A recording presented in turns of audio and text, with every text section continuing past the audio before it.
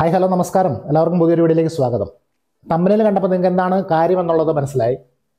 അതായത് സ്പൗസ് വിസയിൽ അയർലൻഡിലേക്ക് പുതുതായിട്ട് വരുന്ന ഒരാൾക്ക് എങ്ങനെ ജോലി കണ്ടുപിടിക്കാം, അതിൻ്റെ കാര്യങ്ങളൊക്കെയാണ് നമ്മൾ ഈ വീഡിയോയിൽ ഷെയർ ചെയ്യുന്നത്. ഒരുപക്ഷെ മറ്റ് ഗൾഫ് രാജ്യങ്ങളിലും അതല്ല ഇന്ത്യയിലൊക്കെ വർക്ക് ചെയ്തുകൊണ്ടിരുന്നവരാകാം.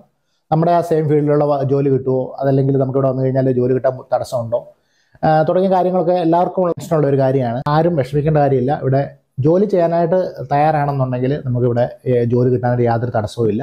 നമുക്കറിയാം, അയർലൻഡിൽ സ്പൗസ് വിസയിൽ വരുന്ന മോസ്റ്റ്ലി ആൾക്കാരുടെയും ഒന്നെങ്കിൽ ഹസ്ബൻഡ് അതല്ലെങ്കിൽ വൈഫ് നേഴ്സ് ആയിരിക്കും. അപ്പം ക്രിട്ടിക്കൽ സ്കിൽ വർക്ക് പെർമിറ്റ് ഹോൾഡറുടെ സ്പൗസിന് കിട്ടുന്നത് stamp 1G വിസയാണ്. Stamp 1G visa എന്ന് പറഞ്ഞു കഴിഞ്ഞാൽ നമുക്ക് ജോലി തരാനായിട്ട് ആരെങ്കിലും തയ്യാറാണെന്നുണ്ടെങ്കിൽ യാതൊരു എംപ്ലോയ്മെൻറ്റ് പെർമിറ്റും ഇല്ലാതെ നമുക്ക് ഈ ഇതിൽ തന്നെ ജോലി ചെയ്യാനായിട്ട് സാധിക്കും. മുൻപുള്ള ആൾക്കാരൊക്കെ പറഞ്ഞു കേട്ടിട്ടുണ്ട്, അവർക്ക് മുമ്പത്തെ സാഹചര്യങ്ങളിലൊക്കെ ജോലി കിട്ടാനായിട്ടും ഒക്കെ ഭയങ്കര ബുദ്ധിമുട്ടാണ്. പക്ഷേ ഇപ്പോൾ നമുക്ക് ആ ഒരു കാര്യത്തിൽ പേടിക്കേണ്ട കാര്യമില്ല. അയർലൻഡിൽ സ്പൗസ് വിസയിൽ വന്നു കഴിഞ്ഞാൽ എങ്ങനെ ജോലി കണ്ടുപിടിക്കാം, നമ്മൾ എന്തൊക്കെ കാര്യങ്ങളാണ് ചെയ്യേണ്ടത് തുടങ്ങിയ കാര്യങ്ങളൊക്കെ ഞാൻ എക്സ്പീരിയൻസ് ചെയ്ത കാര്യങ്ങളാണ് ഷെയർ ചെയ്യുന്നത്. എന്നെക്കാൾ കൂടുതൽ അറിവുള്ള മറ്റ് പല എക്സ്പീരിയൻസിലൂടെ കടന്നു പോയവർ ഈ വീഡിയോ കാണുന്നുണ്ടാവും. അപ്പോൾ നിങ്ങൾ നിങ്ങളുടെ ആ ഒരു എക്സ്പീരിയൻസ് കൂടെ ഒന്ന് ഷെയർ ചെയ്ത് കഴിഞ്ഞാൽ സ്പൗസ് വിസയിൽ അയർലൻഡിലേക്ക് വന്ന് ജോലി നേടാൻ ആഗ്രഹിക്കുന്നവർക്ക് അതൊരു ഹെൽപ്ഫുൾ ആവും. അപ്പോൾ നിങ്ങളുടെ അഭിപ്രായങ്ങളും ഒക്കെ കമൻറ്റ് ബോക്സിൽ പങ്കുവയ്ക്കണം. അതുപോലെ വീഡിയോ ഇഷ്ടമായെങ്കിൽ ഒരു ലൈക്ക്, അതുപോലെ സബ്സ്ക്രൈബ് ചെയ്യാതാണെങ്കിൽ സബ്സ്ക്രൈബ് ചെയ്ത് സപ്പോർട്ട് ചെയ്യുക. അപ്പോൾ നമുക്ക് നേരെ ഈ ടോപ്പിക്കിലേക്ക് വരാം.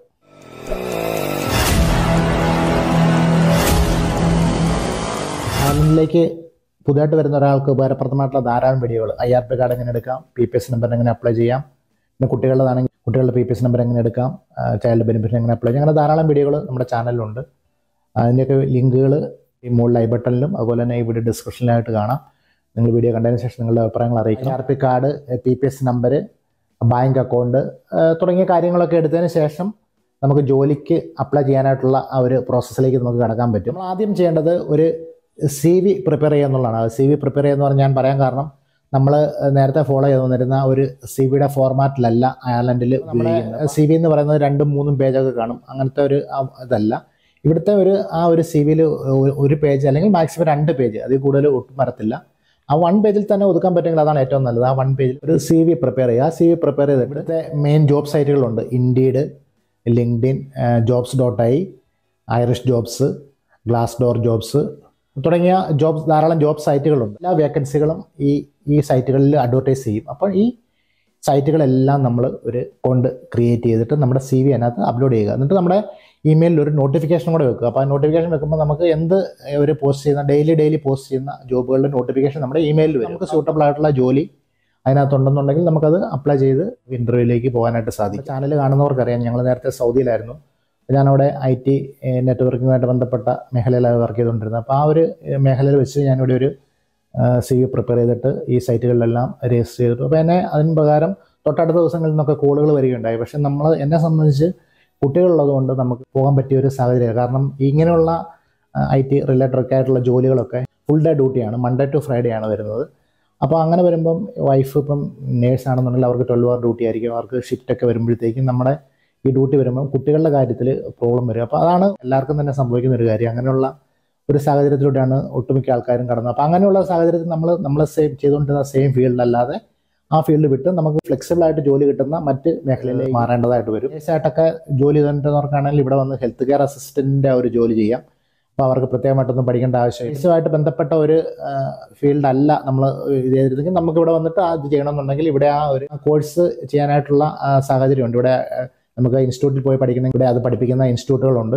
ഇനി അതല്ല നമുക്കത് ആ കോഴ്സ് ഓൺലൈനായിട്ടും ചെയ്യാം. ആ കോഴ്സ് ഫുള്ള് മോഡ്യൂൾ നമുക്ക് കംപ്ലീറ്റ് ചെയ്യണമെന്നില്ല. അതിൻ്റെ ഒരു പകുതി മോഡ്യൂളായി കഴിയുമ്പോൾ നമുക്ക് ജോലിക്ക് കയറാനും സാധിക്കും എന്നുള്ള ഒരു പ്രത്യേകതയാണ്. അപ്പോൾ ധാരാളം പേര് ചൂസ് ചെയ്യുന്ന ഒരു ഫീൽഡാണ് ഹെൽത്ത് കെയർ അസിസ്റ്റൻറ്റ്. ആ ഫീൽഡിൽ താല്പര്യമുള്ളവർക്ക് അതിൽ ട്രൈ ചെയ്യാം. വൈഫല്ല ഹസ്ബൻഡിൻ്റെ ഡ്യൂട്ടിക്ക് ഓപ്പോസിറ്റ് കിട്ടാനായിട്ട് ഏറ്റവും നല്ലത് ഈ ഹെൽത്ത് കെയർ അസിസ്റ്റൻറ്റ്. അപ്പം കൂടുതൽ ആൾക്കാരും ആ ഒരു ഫീൽഡാണ് ചൂസ് ചെയ്യുന്നത്. അതൊരു നല്ലൊരു ഓപ്ഷനാണ്. അതിലേക്ക് കിടക്കാനായിട്ട് താല്പര്യം ഉണ്ടെന്നുണ്ടെങ്കിൽ നിങ്ങൾ വന്നു കഴിഞ്ഞാൽ ഈ കാര്യങ്ങളെല്ലാം ചെയ്ത് കഴിഞ്ഞാൽ സമയം കളയാതെ തന്നെ ആ കോഴ്സ് അറ്റൻഡ് ചെയ്ത് എത്രയും പെട്ടെന്ന് തന്നെ നിങ്ങൾക്ക് ജോലി കയറാനായിട്ട് സാധിക്കും. ഈ വെയർ ഹൗസ് ഓപ്പറേറ്റീവ്, അതുപോലെ ജനറൽ ഓപ്പറേറ്റീവ്, അങ്ങനെയുള്ള കുറച്ച് വേക്കൻസികൾ കൂടുതലും ഇവിടെ വരാറുണ്ട്. അപ്പോൾ അങ്ങനെയുള്ള ജോലികൾക്ക് നമുക്ക് അപ്ലൈ ചെയ്യാം. അങ്ങനെയുള്ള ജോലിക്കാണ് നമ്മൾ പോകാൻ ആഗ്രഹിക്കുന്നതെങ്കിൽ നമ്മൾ ആദ്യം മാനുവൽ ഹാൻഡ്ലിംഗ് അല്ലെങ്കിൽ സേഫ് പാസ് ഇങ്ങനെയുള്ള സർട്ടിഫൈഡ് കോഴ്സുകളുള്ള ജോലിക്ക് നമ്മൾ അപ്ലൈ ചെയ്യുമ്പോൾ അങ്ങനെയുള്ള സർട്ടിഫിക്കറ്റുകൾ ഇവർ ആവശ്യപ്പെടും. അങ്ങനെയുള്ള സർട്ടിഫിക്കറ്റ് നമുക്കിവിടെ ഓൺലൈനായിട്ട് തന്നെ ധാരാളം കോഴ്സസ് ചെയ്യുന്ന നെറ്റിൽ നമ്മൾ സെർച്ച് ചെയ്ത് കഴിഞ്ഞാൽ കാണാൻ പറ്റും. ആദ്യം തന്നെ അത് പ്രിപ്പയർ ചെയ്ത് വെക്കും. നമ്മളെ സഹായിക്കാനായിട്ട് റിക്രൂട്ട്മെന്റ് ഏജൻസികൾ ധാരാളം ഇവിടെയുണ്ട്. അങ്ങനെയുള്ള റിക്രൂട്ട്മെന്റ് ഏജൻസികൾ നമ്മൾ രജിസ്റ്റർ ചെയ്യുന്നത് നമ്മൾ യാതൊരുവിധ ഫീസും കൊടുക്കണ്ട. നമുക്ക് ഫ്രീ ആയിട്ട് തന്നെ അവരുടെ വെബ്സൈറ്റിൽ പോയി രജിസ്റ്റർ ചെയ്യാൻ പറ്റും. അപ്പോൾ ചില കേസിൽ അവർ ഇമെയിൽ വഴി അവർ കോൺടാക്ട് ചെയ്തിട്ട് നമ്മൾ ഡയറക്റ്റ് ചെയ്തിട്ട് നമ്മുടെ ഡോക്യുമെന്റ് സബ്മിറ്റ് ചെയ്ത് രജിസ്റ്റർ ചെയ്യാനായിട്ട് പറയും. ചില കേസിൽ അവർ നമ്മൾ രജിസ്റ്റർ ചെയ്തിട്ട് ഡാറ്റാബേസിൽ നിന്ന് നമ്മളെ ഇന്റർവ്യൂവിന് കിച്ചൺ റിലേറ്റഡ് ആയിട്ടുള്ള ധാരാളം വേക്കൻസികൾ കാണാറുണ്ട്. അപ്പോൾ അങ്ങനെയുള്ളവർക്കും ഇങ്ങനെ സർട്ടിഫൈഡ് കോഴ്സുകളുണ്ട്. ആ കോഴ്സുകൾ നിങ്ങൾ ഏതാണോ ജോലി ചെയ്യാൻ ആഗ്രഹിക്കുന്ന അതുമായിട്ട് ബന്ധപ്പെട്ട കോഴ്സുകളൂടെ ചെയ്ത് ആ സർട്ടിഫിക്കറ്റൂടെ നമ്മുടെ കയ്യിൽ കരുതുന്നത് നല്ലതായിരിക്കും. ഇപ്പോൾ ഒരു ഇന്റർവ്യൂവിന് പോകുന്നതാണെങ്കിലും അപ്പോൾ നമ്മളിപ്പോൾ ഒരു ജോലിയിലേക്ക് അയക്കുകയാണെന്നുണ്ടെങ്കിൽ ഇങ്ങനെയുള്ള സർട്ടിഫിക്കറ്റ് കോഴ്സുകൾ നമ്മൾ അറ്റൻഡ് ചെയ്തിട്ടുണ്ടെങ്കിൽ ആ നമ്മളെ ഷോർട്ട് ലിസ്റ്റ് ചെയ്യാനുള്ള ചാൻസ് കൂടുതലാണ്. ഇതൊക്കെയാണ് നമ്മൾ ഇന്ന് ഈ വീഡിയോയിലൂടെ ഷെയർ ചെയ്യുന്ന. വീഡിയോ നിങ്ങൾക്ക് ഉപകാരപ്രദമാണെന്ന് വിചാരിക്കുന്നു. വീഡിയോ ഫുള്ള് കണ്ടതിന് ശേഷം നിങ്ങൾക്ക് എന്തെങ്കിലും സംശയങ്ങളും നിർദ്ദേശങ്ങളോ തോന്നുകയാണെങ്കിൽ കമന്റ് ബോക്സിൽ പങ്കുവയ്ക്കുക. നിങ്ങളുടെ സുഹൃത്തുക്കൾ ഉപകാരപ്രദമായ ടോപ്പിക്കുകളൊക്കെ നമ്മുടെ ചാനലിൽ ഒന്ന് ഷെയർ ചെയ്തൊരു സപ്പോർട്ട് ചെയ്യുക. പുതിയൊരു വീഡിയോയിൽ പുതിയ ടോപ്പിക്കായിട്ട് കാണും വരെ ടേക്ക് കെയർ ആൻഡ് ബൈ.